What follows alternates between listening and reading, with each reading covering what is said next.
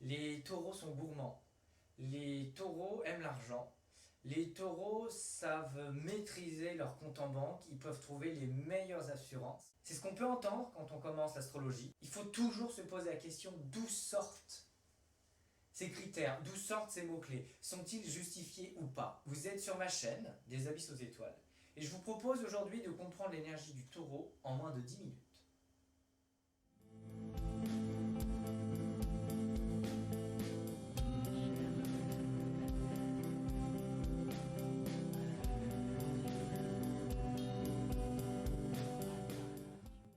Pour comprendre un signe déjà, il faut regarder la période de l'année dans laquelle il se situe. Dans quelle période de l'année le soleil passe dans ce signe? Donc le taureau, c'est entre le 21 avril et le 21 mai, milieu du printemps. Le bélier est passé par là, c'était une énergie nouvelle. Avec le taureau, c'est plutôt fixe. Les graines, les arbres, les bourgeons ont donné quelque chose. On peut commencer à voir les fruits et les légumes apparaître. On n'est plus à l'état de bourgeon. Il y a quelque chose donc de fixe, il y a quelque chose de stable. L'énergie du printemps est lancée. C'est avec cette énergie de l'année, cette période de l'année, que le mot-clé fixe, que le mot-clé stable apparaissent avec l'énergie taureau. Pour l'animal en question, donc le taureau, on reste comme avec le bélier sur un animal à cornes, on reste sur un animal qui a des sabots. Par contre, c'est un animal beaucoup plus lourd, plus ancré. Son gabarit va l'ancrer dans la terre beaucoup plus que le bélier. Quand on imite le taureau, on pense aussi à taper de la patte avant de s'élancer. C'est ce petit geste qui déjà va changer la donne. Pourquoi? Parce que le bélier fonce sans trop réfléchir, le taureau va quand même se poser des questions. Il y a quelque chose de plus méditatif, donc plus ancré une fois encore. L'élément qui accompagne le taureau est la terre. Un élément intéressant parce que c'est le seul qu'on peut attraper à pleine main. On ne pourra pas toucher le feu, on ne peut pas attraper l'air, l'eau nous file entre les doigts, la terre s'empoigne. La terre est vraiment matérielle, elle est concrète. On la voit, on la sent, on la touche. La terre, d'un point de vue alchimique, va être intéressant parce que pour transformer quelque chose, elle met des milliers d'années. Elle ne crée pas le diamant en quelques secondes. Là où le feu transforme le papier en cendre en quelques secondes. C'est un élément qui prend son temps.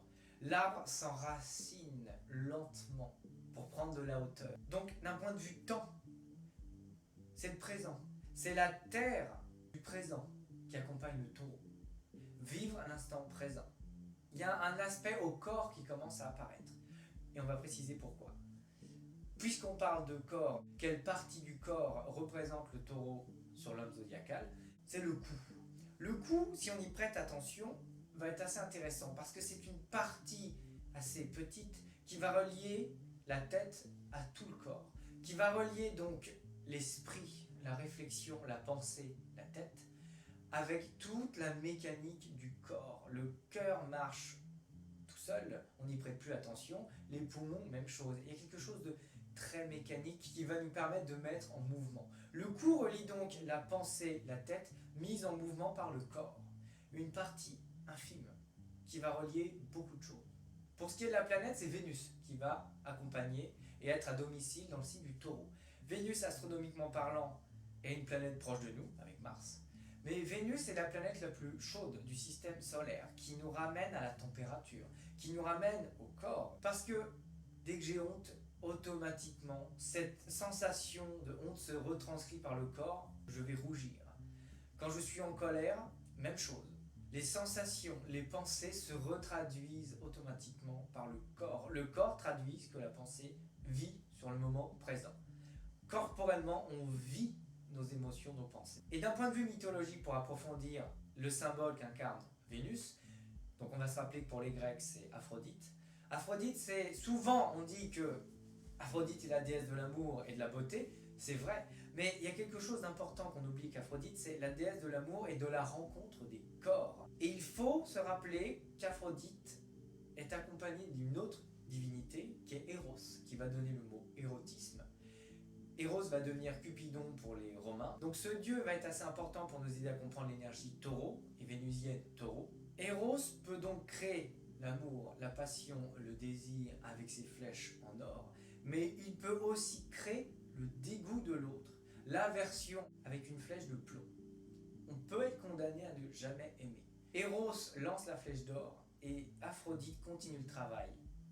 Il y a quelque chose, une émotion qui est créée par Eros, mais une fois encore, cette sensation, ce sentiment va se jouer corporellement avec les 5 sens, jusqu'à arriver à la sexualité elle-même, la rencontre des corps donc que gère Aphrodite. Donc on vient de voir Vénus qui est le maître des taureaux, mais on oublie très souvent le maître ésotérique, c'est-à-dire il y a une planète qui accompagne un signe, mais derrière il y a le maître ésotérique, c'est-à-dire la planète qui accompagne va pousser le signe jusqu'à atteindre l'énergie du maître ésotérique. Alors qui est le maître ésotérique des taureaux? Ça reste Vénus elle-même.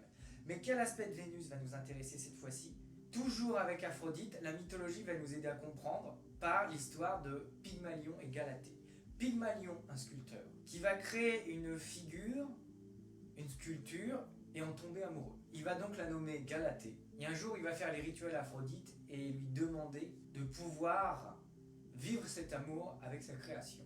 Aphrodite va entendre la prière, va donner vie à Galatée, et Pygmalion et Galatée vont donc, dans la suite de leur vie, se marier et avoir des enfants. Mais c'est quoi le symbole caché derrière tout ça? On en revient une fois encore, et c'est là que tout va être lié, à l'idée que le taureau traduit la pensée pour la concrétiser, pour la stabiliser dans le matériel, pour en faire quelque chose de concret et de palpable.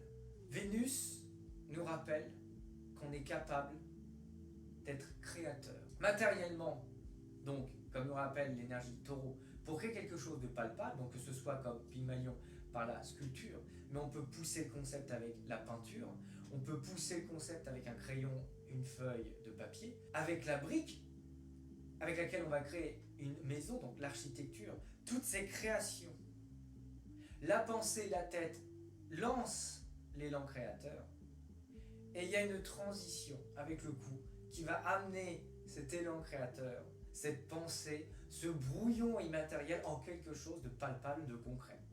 Donc la peinture, la sculpture, l'architecture, la maison elle-même, la peinture elle-même, c'est cette chose palpable que vient incarner l'énergie du taureau.